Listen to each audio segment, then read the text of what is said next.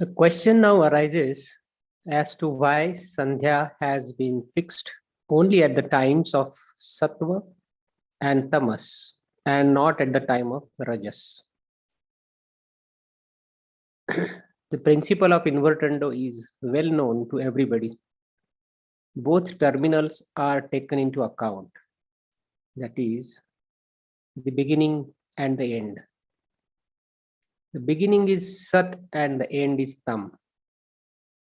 Inverting them, we get the reverse. The beginning becomes the end and vice versa. The middle in both cases remains the same, or in other words, a hypothetical line which connects the two ends. I now reveal herein the true significance of a little known mystery. Generally, they consider Sat to be the reality and treat it as a yardstick for measuring the knowledge of God. The mystery at the bottom is quite unknown to them. In fact, it is all the sphere of Tam and Tam alone. This is the only thing worth achieving for a true yogi. It is no doubt very difficult to gain access up to this point. To acquire Sat is a very easy job, but the state termed as Tam cannot be so easily attained. There is nothing beyond it. Though generally people talk a good deal about it, few amongst them even attempt to secure approach up to it. Even purity, simplicity, and peace are not there. It is in fact beyond all of them. This is the very thing which is acquired after persistent labor through several lives. I can boldly assert that even the greatest saints of the world have remained short of the mark in this respect. The state of negation which one craves for and which is the real life abides in it, and all activities cease before one reaches the point. This is the divine mystery which is revealed today. It is the central point of the real state of being, which is most of the cases remained unattained in spite of all the efforts of the pursuer. Perception has no approach up to it.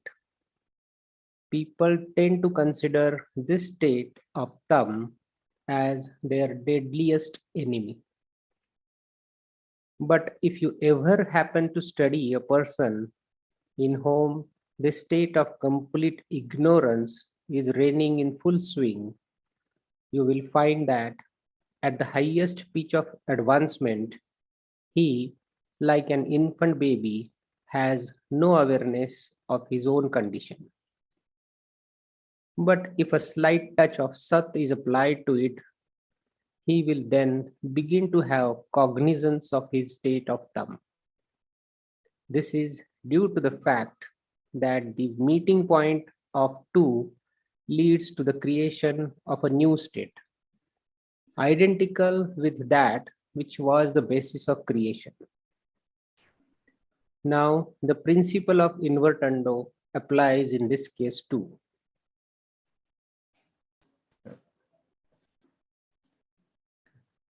Any questions? So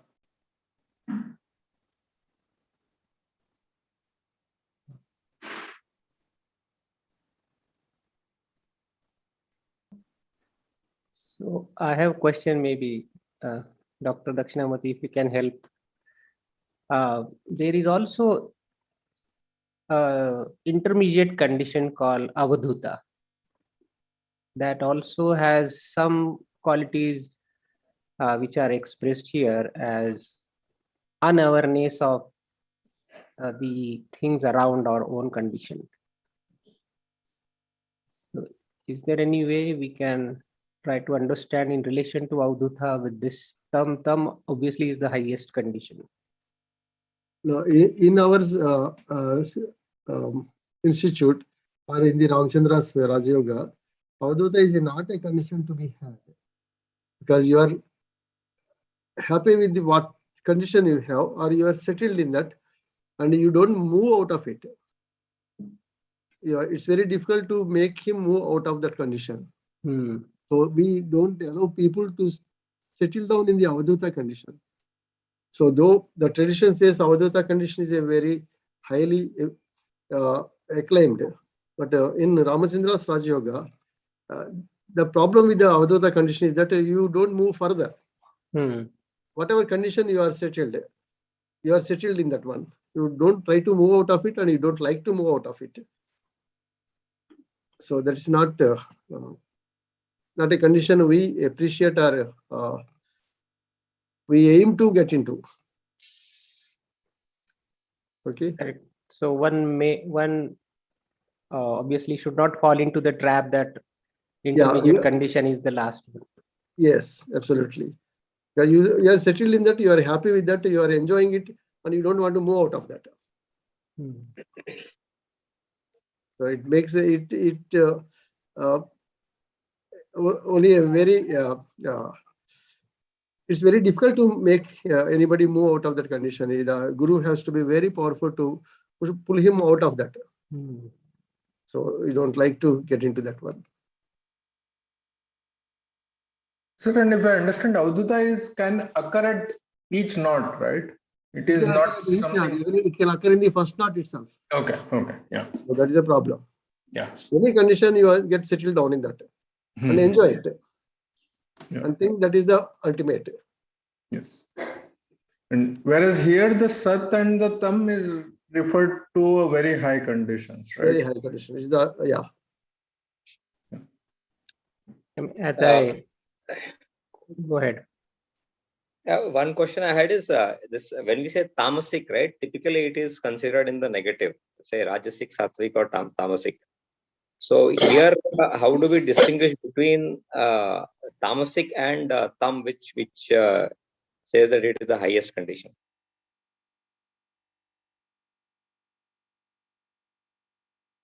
For example, in terms of food, they say that it's a tamasic food, or sattvic food, or rajasic food, or tamasic pravattis, which are generally considered negative. But okay, but the tamasic is different from the tam.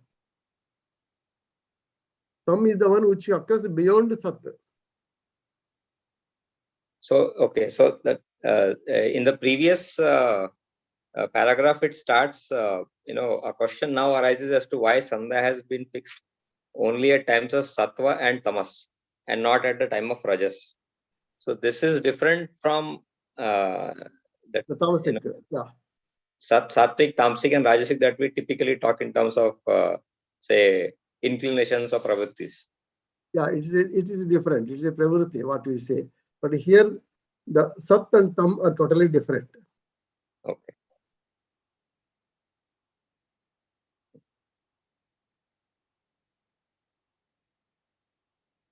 Okay, sir. Shall we go ahead?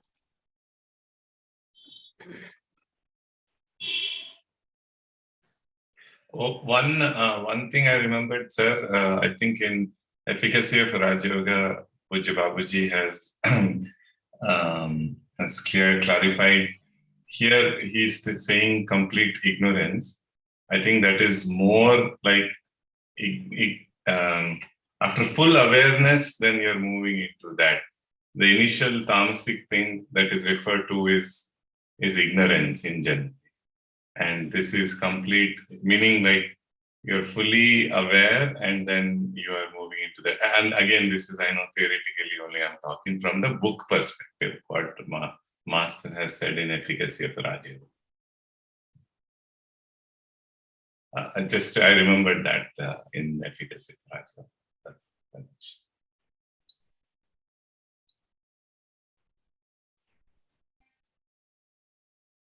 Srinivas, so what sir mentioned is tamasic is a pravritti and tam is the condition. So let's not try to confuse between the two. And this was the clarification also I had asked some time back with sir or brother Shri. Yeah. Okay. Yeah.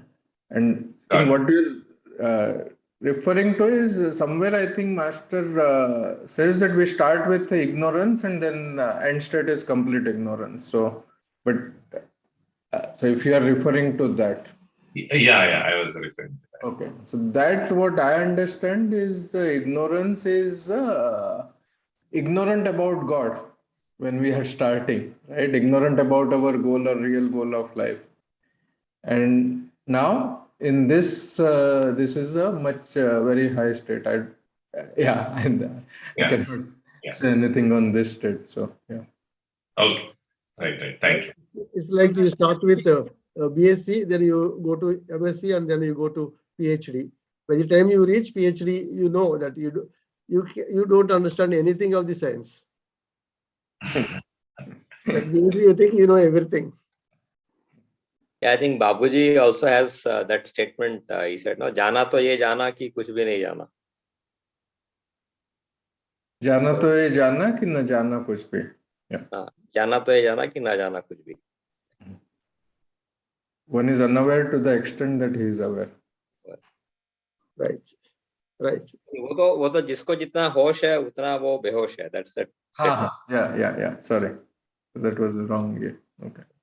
Also, sir, this word ignorance, it is explained when we talk about Gyanhinta, which is a very high state. Yeah. That is where this word Gyanhinta comes. So that is when it is like he doesn't know anything. That kind of because Gyan is left behind. All the knowledge is left behind. So he's gone beyond that. That is the time I think this word complete ignorance comes in.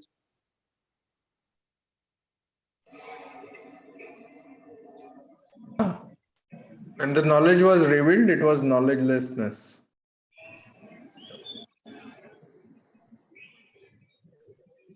Sir, I don't follow.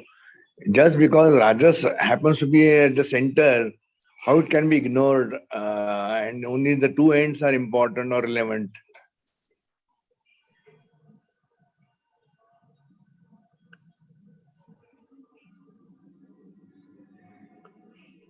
Now, in a journey, the beginning and the end are the only important things. Okay. In the middle, you pass through them. Okay. You enjoy them. You pass through them, but you don't stop there. Okay. So the middle is only as the middle. Okay. Only the end. What we are interested in is only the end when you are making the journey. Okay, sir. Thank you, sir.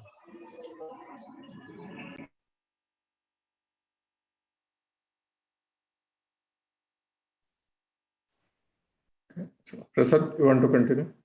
Okay. The third phase of manifestation relates to the material exposition of the objects of nature. People remain entangled in it, forming numerous ideas and desires. Generally, our eye is attracted by anything bright and glaring, which we commonly misunderstand as Sat. This bright object is nothing except Maya, and those who talk so highly about it are in fact far away from the sphere of spirituality, even not to say of reality. But people have developed such a state of torpidity that they are neither prone to hear nor pursue anything in this connection. They have lost sight of the true reality, which is beyond both light and darkness. This is what has been shown in the emblem of the mission, and which is in a true sense the real state of man's perfection, from which no decline or fall is possible.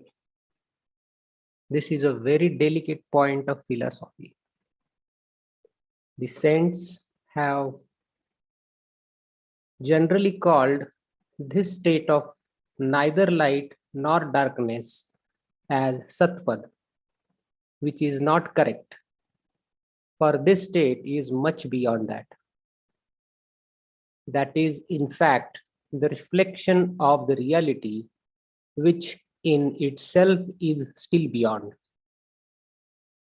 This may be astonishing to most of the readers, but I have written this only for those who are well advanced in spirituality and who have thorough knowledge of this science. It can only be experienced in a practical way and is not to be found within the bounds of religion. It is an entirely different path. It is itself a science for which one may not be well fitted unless he develops the capacity to perceive nature with his inner eyes. Till then, he can have no approach up to its fringe, even not to speak of knowing or understanding it. Religion helps one only to understand that there is something more in nature for him to perceive. But for picking up the pearls, one must oneself dive deep into the ocean. In fact, the very simplicity, purity, and innocence of the reality have become a veil to it.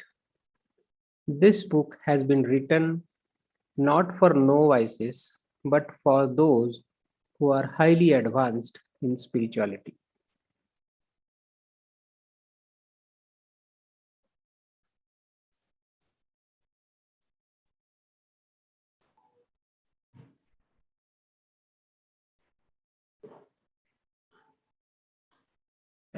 Anything you want to add here, sir? Maya and Sat and reality. Yeah, he very clearly says that Maya is the one which attracts you. And you should not be bound by that, because the reality is much beyond Maya. Anything that glitters is not gold. That is what he says. So if it's bright and attractive, you should not get stuck to that, because that is not the reality. And he also says that religion is only a means to know that there is something beyond this world. And you should not get attached to the religion itself. Religion will give you only an inclination, or it shows the way that there is something beyond this nature, which you have to know for yourself. So he clearly says that one must dive deep into the ocean to get the pearls. So it's up to one's own individual effort to know the reality. Religion is basically a collective one, but spirituality is individual. So you have to do your own effort to know the reality. That's what he says. And he also says that because of its simplicity, purity, and innocence, there will be a veil that unless you are very discerning, you cannot perceive the reality. So it is not pompous, it is very simple. So that's why you have to have a very discerning eye to perceive the reality. And he very clearly says, this is not for novices. And you have to be advanced in spirituality, then only you can understand this. So in the first commandment itself, he says, this is not for novices. And the last page, I think he is referring to something mentioned in the emblem.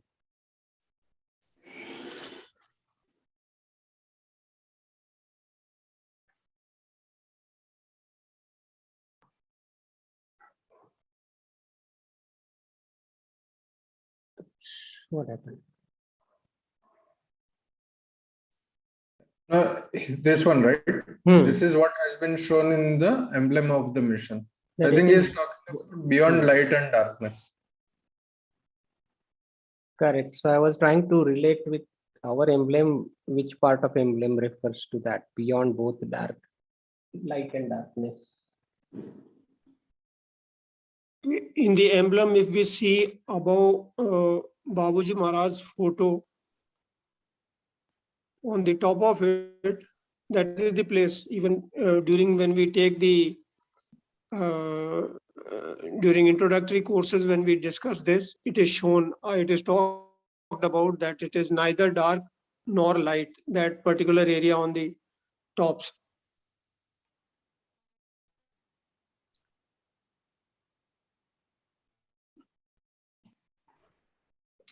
Okay. Okay, should we move on? Yeah.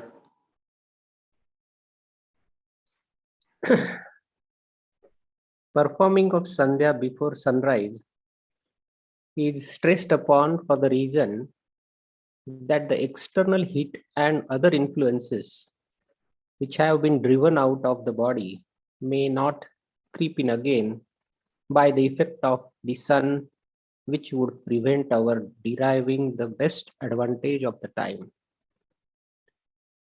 It has been generally advised, and Western culture too supports the view that a separate place must be reserved for each type of work so that relevant thoughts conducive to the nature of the work may spring up on arriving at the place.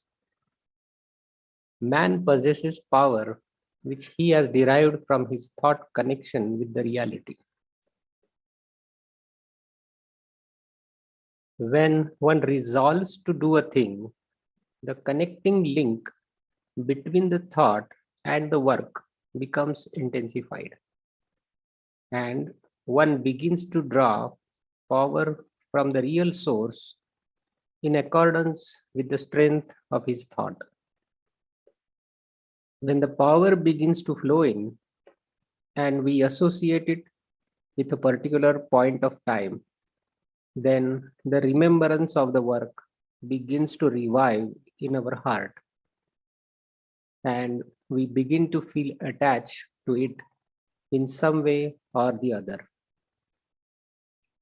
The room or place we sit in for meditation is also charged by our thought force, and a feeling of sanctity begins to prevail all over there. The influence taken in by the place helps us further in the accomplishment of the task. Now, it depends upon one's individual capacity to expand it as much as he can. It has been generally observed, and the sacred shrines are a living proof of it, that this influence is not exhausted with the lapse of time. And even today, pilgrims and visitors get benefited by it. Not only this, since the air blows through, it carries its fragrance to the adjoining layers also. Now there is contraction and expansion in each layer. So the effect thus caused continues to develop and expand.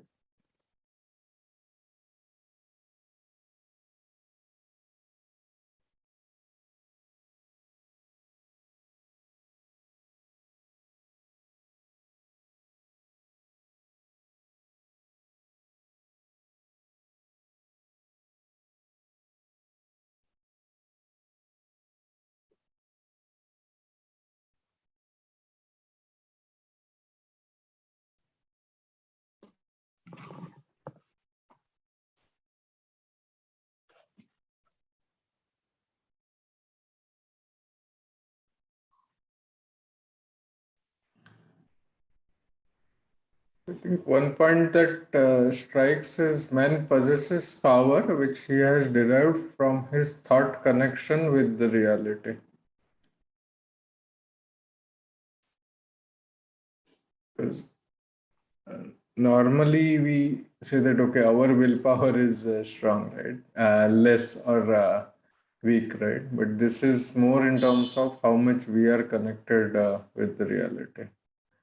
Yeah, he also says that when you fix the time and the asana, as soon as you go there, the power automatically starts flowing into you. Because it gets associated with the Time and the place as well. So that's why he says separate asana and the time fixed for it.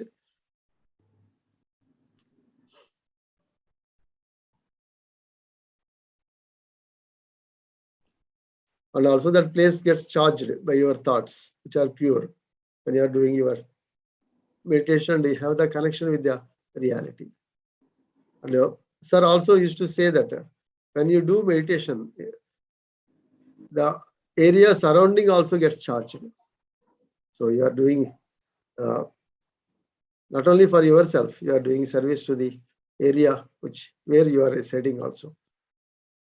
So that's what he says. The air blows through that area also has a beneficial effect.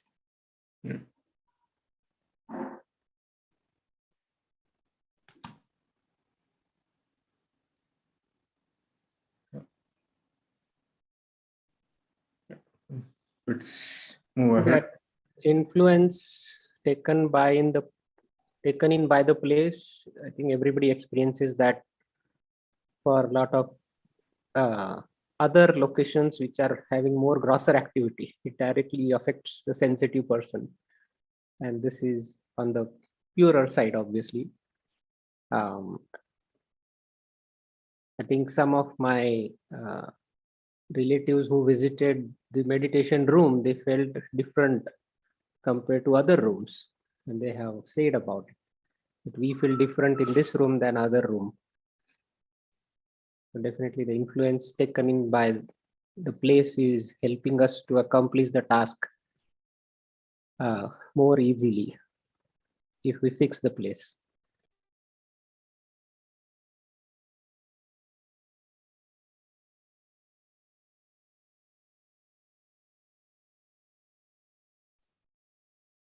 Should we continue?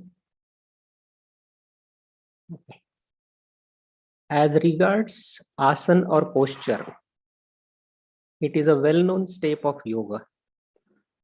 It is treated as a preliminary step and is much emphasized upon by the Mahatmas, though the mystery at the bottom has not been revealed yet. Everything comes to light at the destined time. Before creation, everything was in an almost inactive state and had dissolved into the origin. But though they were dissolved into origin, losing their individuality, the previous impressions persisted. This was because of the shade of reality, which they remained under till the time of dissolution, which helped them to retain the effect of the impressions during the entire period of their existence. How long they continue to absorb this effect is beyond human imagination to determine. It must at least have been during the entire period of existence since the time of creation. The effect taken in by them was no other than the motion which generated from the shocks of the root power. This being saturated with the effect remained silently active, and this continued indefinitely. It is known as the latent motion around the center. The latent motion, which is concentrated energy, cuts our crevices for the power to burst forth and flow out afresh, leading to the reformation of the universe. Man came into being. the latent craving to return to his origin also began to spring up in him, because the real essence which he partook of, being very powerful, began to attract him towards it. The thing which, after coming into motion, led to be the cause of the creation was also inherited by him. But that was contrary to the static condition, because its basis was activity. When the thought of going back to the static nature was stirred up in man, it became essential for him to bring the activity which had sprung up in him into a latent state as far as it was possible. He began to seek out means for it. At last, it came to his understanding that just as the latent motion was grosser in comparison to the absolute with which it was connected, in the same way, he must also take up something grosser for the purpose to enable him to attain the destined ideal of reality. This led him to the conclusion that he must create in himself a form of contraction or withdrawal similar to that at the time of Pralaya. Now, self is all pervading in man, just as it is in the whole universe, taking the universe in a collective sense. The state of Pralaya comes in when contraction begins to take place. Similar contraction in man leads to his individual Pralaya. This means that he begins to proceed from his state of grossness to the real state. The contraction always starts from below and proceeds gradually upwards because of its upward tendency. Therefore, in order to go upwards, he must start contracting from below. The form would only be to bring his legs and allied parts to one pose and to keep them steady. In whatsoever way it might be done, the form would finally be that of asana. It is essential because it paves our way to the ultimate. The posture must always be the same. The reason is that in this way, he gets associated with the great power, the very thing he takes up in the beginning of the attainment of his particular objective.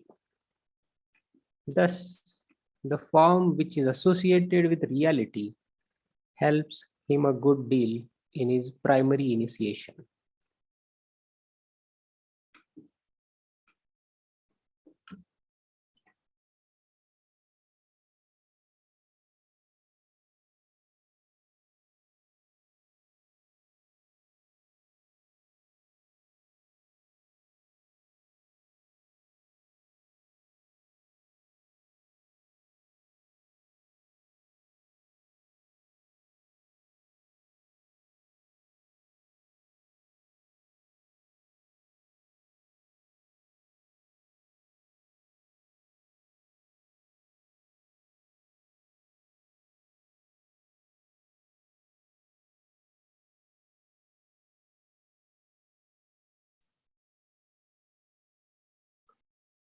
Here he says the importance of the asana for the meditation. Right? Why we do meditation is to get back to our original state. Okay, because we are thrown out of the original state by the latent motion, we came out, and we always want to get back to the original state because of the attraction which we have for our homeland. And getting back to the original state is through pralaya only. So the individual pralaya, wherein the energy is withdrawn into the original source. So by asana also, we try to withdraw ourselves almost akin to the pralaya state. So that is the importance of the asana, because we try to imitate, or whatever, probably may not be an appropriate word, but we try to imitate the pralaya state by withdrawing our limbs and the senses, sensory organs and senses into ourselves, and try to force a individual pralaya wherein we get merged with the original source. That's what I understood from this. Shah, you want to say anything? Dharmesh. No, yeah. I think the main thing what you mentioned is when we sit for meditation is to feel that withdrawal of the senses and karmendriya, jnanendriya, and then sit. At least that's what I have seen is affects the quality of the meditation.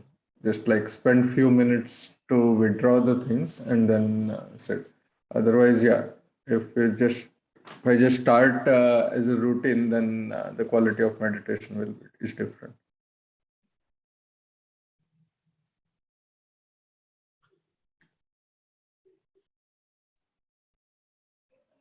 Sir, this contraction and withdrawal, obviously initially it is explained that it is at the senses level. And then we work on withdrawing our mind also. So Yeah, that there is also organ senses apart from the limbs, the physical, the motor organs and the sensory organs, both are withdrawn. correct. When you get into the asana, and close your eyes. Try not to hear anything from outside. And shut the inside noise also when you are getting into the individual pralaya. In ways and means, he also says that thing that karmendriya and jnanendriya are also coming to its original place. Yes. State.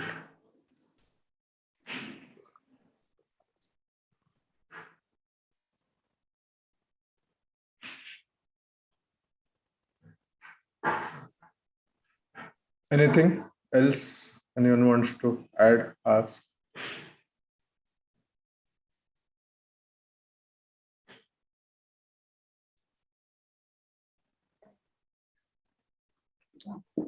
Should we continue? Yeah. So performing of Sandhya in an upright sitting pose has been taught to be the most advantageous from very ancient times, because in that position, the flow of divine grace descends straight upon the Abhyasi. If an Abhyasi sits crookedly or obliquely or in an unsteady pose, the flow of effulgence will necessarily be impeded or disturbed. The Abhyasi will thus be deprived of the full benefit of the descent. Therefore, in order to get the greatest spiritual benefit, one must sit in a proper, steady pose. Some may probably think that the upright, steady pose may be reflecting a tinge of pride. It is not so. In principle, the devotee or Abhyasi should present himself before the master in the same manner as a soldier does at the time of parade. At the call to attention, it is essential for him to keep up the same steady upright pose, looking with attention towards the officer. This indicates alertness, healthy disposition, and the freshness of the body. The same principle holds good in the case of Abhyasi while sitting in service before the master.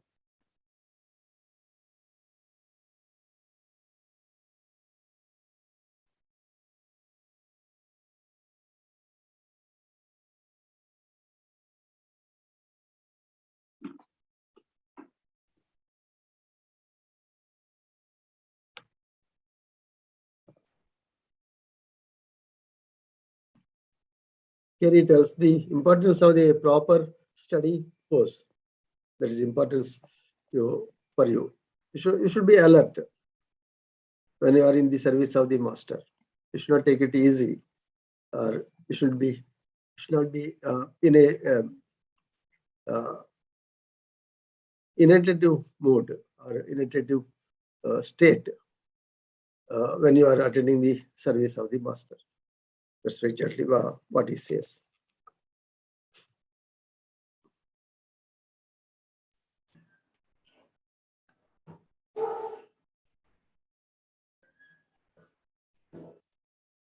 Also, the importance of sitting upright and not to bend.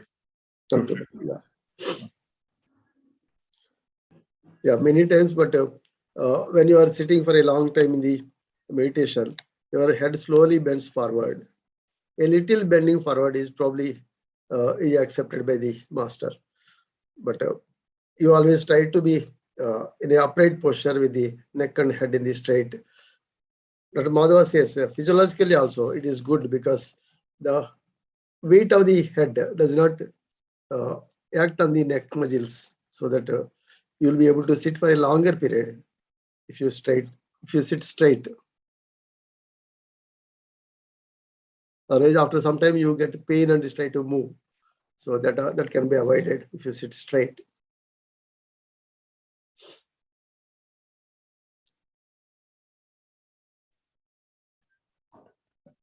Any questions?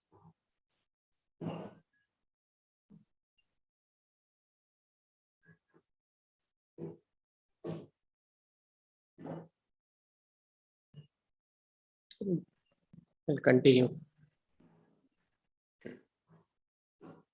The ideal of purity held by the Hindus in particular is indeed very high. But now, in its degenerated state, it has gone down to such an extent that it exists merely in imagination.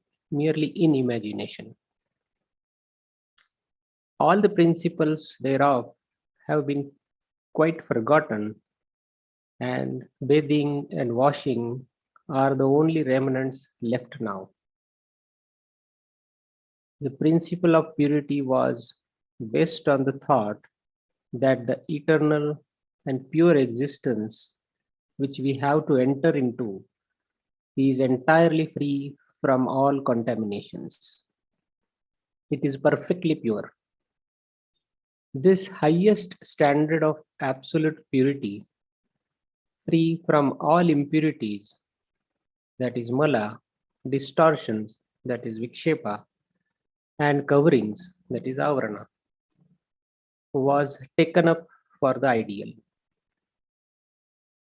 Our being is contaminated with all these, hence far below the ideal.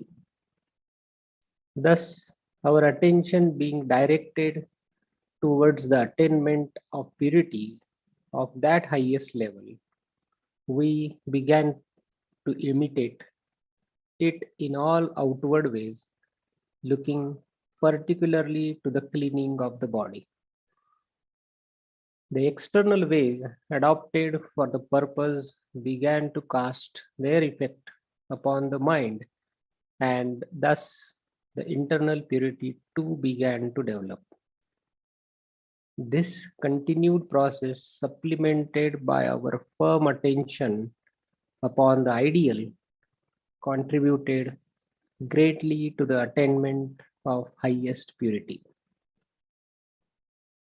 The process thus being accelerated, real purity began to flow in all through, and the mind began to get purified, producing good thoughts which helped us further in our pursuit. Thus, we were doubly benefited. We had already resorted to means for the internal purification, and now the external ways too began to help us a good deal in the work, and both combined together helped us immensely in the attainment of the objective. When both these get harmonized with each other, it becomes in itself a power which makes our path all the more smooth, and we go on soaring higher and higher. Thus, our feeling of purity helped us so efficiently in the attainment of the ideal.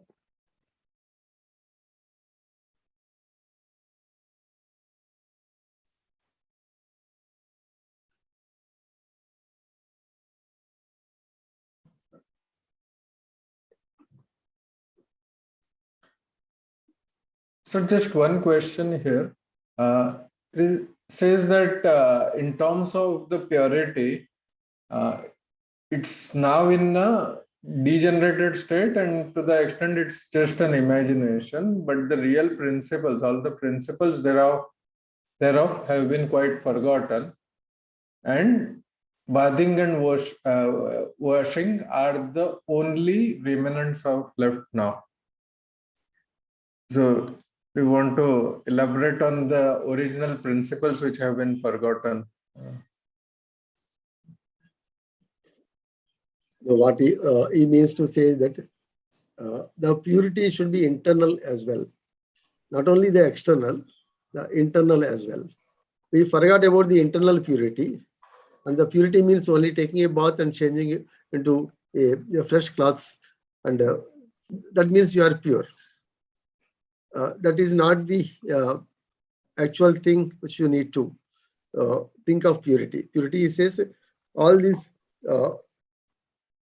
purities, Kala, Vishepa and Avarana have to be removed. And these things get removed when you sit in meditation. And when the reality flows into you, these things are pushed out.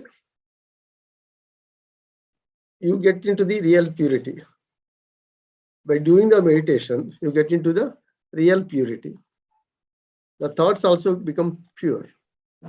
So when your thoughts become pure, that is the real purity. It's not the bathing and changing into the fresh clothes is not the one which you have to adhere to. That is also important. Not that usually you take a bath and sit for meditation, never sit without taking a bath. It's the external purity. But the internal purity is equally or more important than the external purity.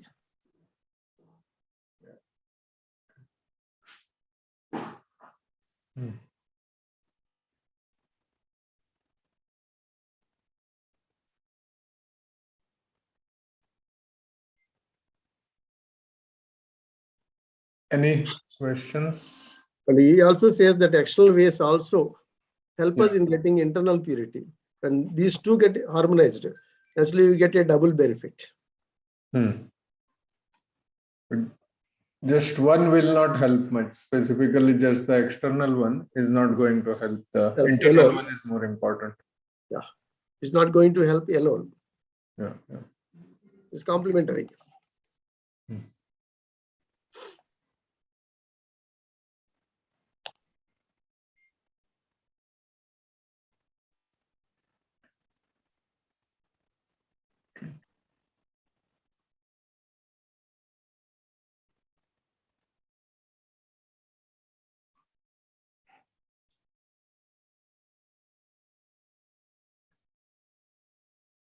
Any questions?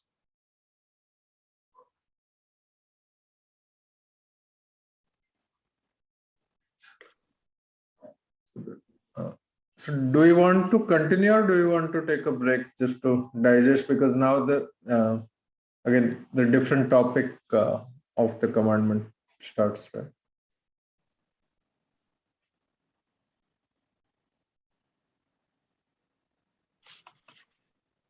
I think this is a kind of point where it has explained the preparedness for our Sandhya. And the next paragraph starts talking about actual Sandhya. Right. Yeah. What you said is absolutely right. You are prepared now to do the Sandhya. You have fixed the time, you have fixed the asana, and you have adhered to the purity external, internal. Now you are sitting for the Sandhya. Yeah. Yeah, 2 more pages. I think we can complete this next time. Then. Okay, right then. Yeah. Okay. Okay. Yeah. Anything to ask her? On the page previous to the last page, it is said that everything comes at destined time. Whether it is he's talking about about the fixed hour, or it is talking about the getting aware to the spirituality at a destined, as per destiny. It says everything comes to light at the destined time. Right. So is he referring to the fixed hour, or he's referring to when the grace is available from the master, then only the things happen in our life?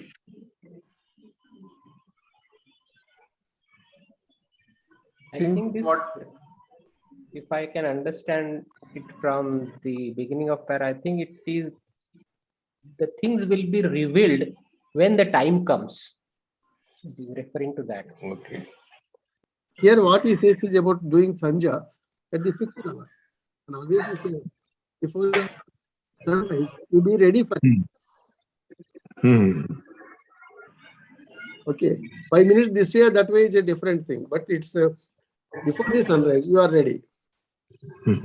It's not 6 o'clock means not 6 o'clock always. Not 5:59, not 6:01, not like that. Yeah. So in that particular time, you are ready for it. Okay. That's what it means. Okay. Getting to know the reality is different. That will be revealed to you when you are ready. And that is an individual situation. Okay, sir? Okay, sir. Thank you.